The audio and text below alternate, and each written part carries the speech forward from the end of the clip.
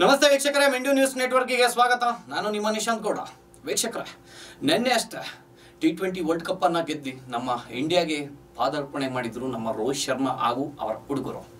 ಅಂದ್ರೆ ಇಂಡಿಯಾ ಟೀಮ್ನ ಹೇಗೆ ಸ್ವಾಗತ ಮಾಡಿದ್ರು ಅಂದ್ರೆ ಅದ್ಭುತ ಕಣ್ರಿ. ಏನಿಲ್ಲ ಅಂದ್ರು ಲಕ್ಷಾಂತರ ಜನ ಅಭಿಮಾನಿಗಳು ಇರ್ತಾರಲ್ಲ ನಮ್ಮಂಥವ್ರು, ಅವ್ರು ಕಪ್ ಗೆದ್ಕೊಂಡು ಬಂದಿರೋದಕ್ಕೆ ನಾವು ಎಷ್ಟು ಹೆಮ್ಮೆ ಪಡ್ತೀವಿ ಅಂದರೆ ಆಲ್ ಓವರ್ ಇಂಡಿಯಾ ಮ್ಯಾಚಿನ ದಿನ ಏನು ನಡೀತು ಅವತ್ತಿನ ದಿನವೇ ಏನಿಲ್ಲ ಅಂದರೂ ಮನೆ ಅಥವಾ ಈಚೆಗಡೆ ಆಗ್ಬೋದು, ಎಲ್ಲೆಲ್ಲೂ ಪಬ್ ಆಗ್ಬೋದು, ಎಲ್ಲೆಲ್ಲಿ ಫೋನಲ್ಲೂ ನೋಡ್ತಾ ಇರ್ತಾರಲ್ಲ, ಎಲ್ಲೆಲ್ಲೂ ಸಂಭ್ರಮಾಚರಣೆ. ನೆನ್ನೆ ಅಷ್ಟೇ ಪಾದಾರ್ಪಣೆ ಮಾಡಿದ್ದ ನಮ್ಮ ಟೀಮ್ ಇಂಡಿಯಾ ನೇರವಾಗಿ ಡೆಲ್ಲಿಗೆ ಬರುತ್ತೆ. ಯಾಕಂದರೆ ಡೆಲ್ಲಿಲಿ ಮೋದಿಯವ್ರನ್ನ ಮೀಟ್ ಮಾಡೋಕ್ಕೆ ಕರೆಕ್ಟಾಗಿ 11 ಗಂಟೆಗೆ ಮಾಮೂಲಿ ಟಿಫನ್ ಟೈಮ್ಗೆ ರೆಡಿ ಮಾಡ್ಕೊಂಡಿರ್ತಾರೆ. ಆಗ ಫ್ಲೈಟಿಂದ ಇಳಿತಾರೆ. ಫ್ಲೈಟಿಂದ ಇಳಿತಿದ್ದಂಗೆ 3 ಕಾರ್ಗಳು ಬರುತ್ತೆ ಸರ್. 3 ಕಾರ್ಗಳಲ್ಲಿ ಸೆಂಟ್ರ್ ಕಾರಲ್ಲಿ ಇಂಡಿಯಾ ಫ್ಲಾಗ್ ಹಾರಿಸ್ಕೊಂಡು ಆ ಫ್ಲೈಟ್ ಇಳಿತಿದ್ದಂಗೆ ಫೈರ್ ಇಂಜಿನಲ್ಲಿ ನೀರು ಬಿಡ್ತಾರೆ. ಫೈರ್ ಇಂಜಿನ್ ನೀರು ಬಿಡ್ತಾರೆ, ಇಡೀ ಫ್ಲೈಟ್ಗೆ ವಾಶ್ ಮಾಡ್ಕೊಂತ ಕರ್ಕೊಂಬರ್ತಾರೆ. ಯಾರಿಗೆ ಕೊಡ್ತಾರ್ರಿ ಈ ಥರ ವೆಲ್ಕಮ್? ಯಾರಿಗೆ ಕೊಡ್ತಾರೆ? ಯಾವ ದೇಶದಲ್ಲಿ ಕೊಡ್ತಾರೆ ಈ ಥರ ವೆಲ್ಕಮ್? ಕೆಲವು ದೇಶಗಳನ್ನ ನೋಡಿದಿರ, ಗೆದ್ರೇನೆ ಸಾಕು, ಕಪ್ ಗೆದ್ರೆ ಏನು ಆ ಕಪ್ ಮೇಲೆ ಕಾಲಿಕ್ಕೋದು, ಆ ಶೂ ಅಲ್ಲಿ ಜ್ಯೂಸ್ ಕುಡಿಯೋದಂತೆ ಬೇಕಾವೆಲ್ಲ. ಅಂದರೆ ನಾವು ಇಂಡಿಯನ್ಸ್ ಏನಕ್ಕೆ ಅಂದರೆ ಸಂಸ್ಕೃತಿ ಸಂಪ್ರದಾಯ ಇದೆಯಲ್ಲ, ಅದೆಲ್ಲ ಪಾಲನೆ ಮಾಡೋದು. ಅದಾದಮೇಲೆ ವೀಕ್ಷಕರೇ 11 ಗಂಟೆಗೆ ಬಂದರು, ವೆಲ್ಕಮ್ ಮಾಡಿದ್ರು. ವೆಲ್ಕಮ್ ಮಾಡ್ತಿದ್ದಂಗೆ ಅವ್ರನ್ನ ಏರ್ಪೋರ್ಟಲ್ಲೇ ತುಂಬ ಚೆನ್ನಾಗಿ ಏನಂದರೆ ಹೂವು ಹಾಕೋದಾಗ್ಬೋದು, ಹಲವಾರು ವಿಧಾನಗಳಿಂದ ಅವ್ರನ್ನ ವೆಲ್ಕಮ್ ಮಾಡಿಕೊಂಡ್ರು. ಅದಾದಮೇಲೆ ಬಸ್ಗೆ ಬಂದ ನಂತರ ಏರ್ಪೋರ್ಟಲ್ಲಿ ಹಲವಾರು ಜನ ತುಂಬಿಕೊಂಡಿದ್ರು. ಸೆಲೆಬ್ರೇಷನ್ ಅಂದರೆ ಗೊತ್ತಲ್ಲ ನಿಮಗೆ, ಕಿರ್ಚಾಡೋದು ಪರ್ಚಾಡೋದು ಅವೆಲ್ಲ ಇದ್ದೇ ಇರುತ್ತೆ. ಅಲ್ಲಿಂದ ನೇರವಾಗಿ ವೀಕ್ಷಕರೇ ಮೋದಿ ಇರ್ತಾರಲ್ಲ ಆಫೀಸ್ಗೆ ಬರ್ತಾರೆ, ಅವ್ರನ್ನ ಭೇಟಿ ಆಗ್ತಾರೆ. ಮೋದಿಯವರು ಅವ್ರಿಗೊಂದು ಉಡುಗೊರೆ ಕೊಡ್ತಾರೆ. ಏನಂದರೆ ಇಂಡಿಯನ್ ಚಾಂಪಿಯನ್ಸ್ ಅಂತ ಜರ್ಸಿ ಕೊಡ್ತಾರೆ ವೀಕ್ಷಕರೇ.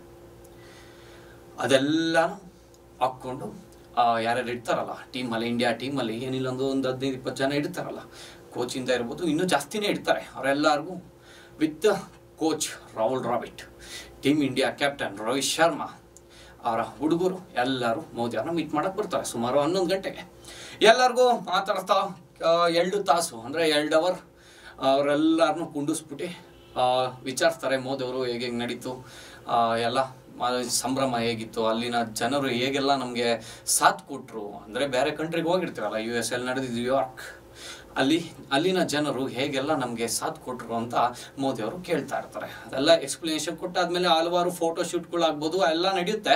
ಅದಾದಮೇಲೆ ವೀಕ್ಷಕರೇ ಮೋದಿ ಅವ್ರಿಗೆ ಒಂದು ಗಿಫ್ಟ್ ಕೊಡ್ತಾರೆ ಇಂಡಿಯನ್ ಟೀಮಿಂದ, ಅಂದರೆ BCCI ಇಂದ.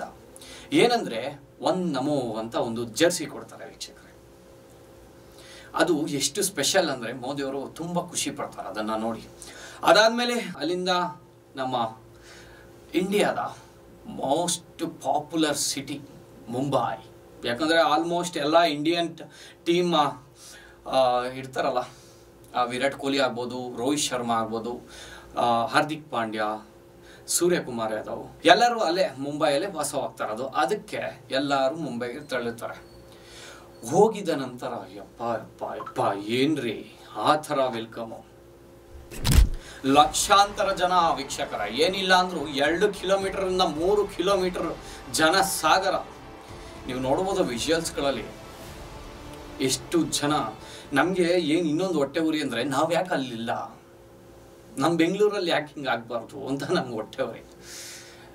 ಆ ಥರ ವೆಲ್ಕಮ್, ಏನು ಕಿರ್ಚಾಡೋದು. ಇನ್ನೊಂದು ವಿಷಯ ಏನಂದರೆ ವೀಕ್ಷಕರೇ, ಮರದಿಂದ ಎಲ್ಲ ವೀಡಿಯೋ ಮಾಡ್ತಾ ಇರ್ತಾರೆ. ಈ ವಿಜುವಲ್ಸ್ನ ನೋಡ್ಬೋದು, ಮರದಿಂದ ಎಲ್ಲ ವೀಡಿಯೋ ಮಾಡ್ತಾ ಇರ್ತಾರೆ. ಅವ್ರನ್ನ ನೋಡೋಕ್ಕೆ ಅಷ್ಟು ಕುತೂಹಲದಿಂದ ಕಾಯ್ತಾ ಇರ್ತಾರೆ ಅಭಿಮಾನಿಗಳು. ಇನ್ನು ಕಪ್ ಗೆದ್ಕೊಂಬಂದು ಆ ಥರ ಇನ್ಸ್ಪಿರೇಷನ್ ಕೊಟ್ಟು ಅದೆಲ್ಲ ಮಾಡಬೇಕು ಅಂದರೆ ಈ ಥರ ವೆಲ್ಕಮ್ಮು ನಮ್ಮ ಇಂಡಿಯಾದಲ್ಲಿ ನಾವು ಅಂದ್ಕೊಂಡೇ ಇರಲಿಲ್ಲ ಈ ಥರ ವೆಲ್ಕಮ್ ಆಗುತ್ತೆ ಅಂತ. ಅಷ್ಟು ಲಕ್ಷಾಂತರ ಜನರು ಅಭಿಮಾನಿಗಳು ಇಂಡಿಯಾ ಟೀಮ್ನ ವೆಲ್ಕಮ್ ಮಾಡಿಕೊಂಡ್ರು. ಅದಾದಮೇಲೆ ವೀಕ್ಷಕರೇ ಸ್ಟೇಡಿಯಂಗೆ ತಳ್ತಾರೆ.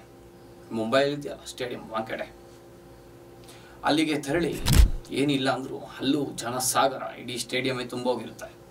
ಇಡೀ ಸ್ಟೇಡಿಯಂ ತುಂಬೋಗಿ ಕ್ರೌಡ್ ಅಂದರೆ ಕ್ರೌಡು. ನಮ್ಮ ಇಂಡಿಯಾದೊಂದು ಸಾಂಗ್ ಇದೆ ವೀಕ್ಷಕರ, ಚಕ್ಕದ ಇಂಡಿಯಾ, ಅದೆಲ್ಲರೂ ಕೇಳಿರ್ತೀರ ಅಂದ್ಕೊಂಡಿರ್ತೀನಿ.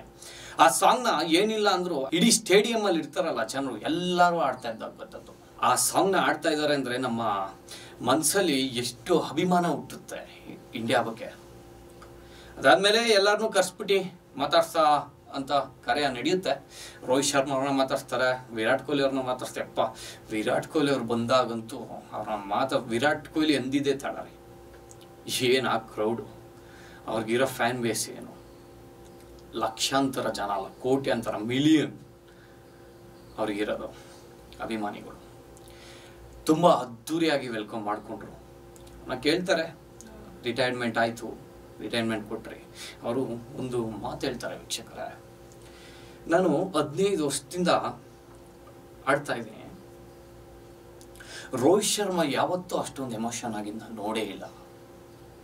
ನಾನು ಅಲ್ಲಿಂದ ಸ್ಟೆಪ್ಸ್ ಇಳ್ಕೊಂಬಂದೆ, ಅವಾಗ ರೋಹಿತ್ ಶರ್ಮಾ ನೋಡಿ ನನ್ನ ಕಣ್ಣಲ್ಲೂ ನೀರು ಬಂತು. ಆದರೆ ಯಾಕೆ ಅಂದರೆ ಅದೊಂದು ಡ್ರೀಮ್ ಅಂತಾರಲ್ಲ, ಅದು ಡ್ರೀಮು ನಮಗೆ ಸಕ್ಸಸ್ ಆದಾಗ ಎಂಥವ್ರಿಗೆ ಆಗಲಿ ಎಮೋಷನ್ ಆಗೇ ಆಗುತ್ತೆ. ನೀವು ನೋಡಿರ್ಬೋದು, ರೋಹಿತ್ ಶರ್ಮಾ ಹತ್ತಿದ್ದಾರೆ, ವಿರಾಟ್ ಕೊಹ್ಲಿ, ಹಾರ್ದಿಕ್ ಪಾಂಡ್ಯ, ಸಿರಾಜ್, ರಿಷಬ್ ಪಂತ್, ಆಲ್ಮೋಸ್ಟ್ ಏನಿಲ್ಲ ಅಂದರೂ ಒಂದು ಜನ ಆ ಎಮೋಷನ್ ತಡ್ಕೊಳಕ್ಕಾಗ್ದೇ ಕಣ್ಣಲ್ಲಿ ನೀರು ಹಾಕಿದ್ರು ವೀಕ್ಷಕರೇ. ಅದಕ್ಕಿಂತ ಮುಂಚೆ ನಾನು ಇನ್ನೊಂದು ವಿಷಯ ಹೇಳೋದು ಮರ್ತ್ಬಿಟ್ಟೆ ವೀಕ್ಷಕರೇ. ಆ ಸ್ಟೇಡಿಯಮಲ್ಲಿ ಗೆದ್ದ ನಂತರ ಆ ಪಿಚ್ ಇರುತ್ತಲ್ಲ, ಆ ಪಿಚ್ ಮೇಲೆ ಇದ್ದಿದ್ದಂಥ ಮಣ್ಣ ರೋಹಿತ್ ಶರ್ಮಾ ಅವರು ತಿಂತಾರೆ.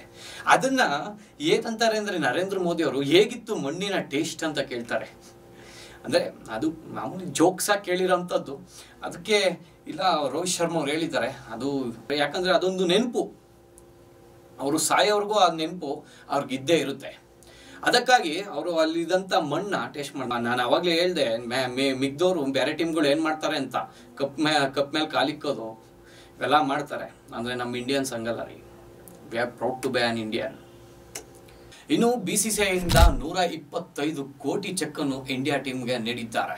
ಅದನ್ನು ಇಂಡಿಯಾ ಟೀಮ್ ಅವರು ಹೆಮ್ಮೆಯಿಂದ ಪಡೆದು ಸಂಭ್ರಮಾಚರಣಿಸಿದ್ದಾರೆ. ನಮ್ಮ ಇಂಡಿಯಾ ಮತ್ತೆ ಇನ್ನಷ್ಟು ಬೆಳೀಲಿ, ಇನ್ನಷ್ಟು ನಮ್ಮ ಇಂಡಿಯಾಗೆ ಹೆಸರು ತಂದು ಕೊಡಲಿ ಅಂತ ಹೇಳುತ್ತಾ, ಇದಾಗಿತ್ತು ಈ ಕ್ಷಣದ ವಿಶೇಷ. ವಾಸ್ತವದ ಸುದ್ದಿಗಾಗಿ ನೋಡ್ತಾರೆ ಮೆಂಡು ನ್ಯೂಸ್ ನೆಟ್ವರ್ಕ್.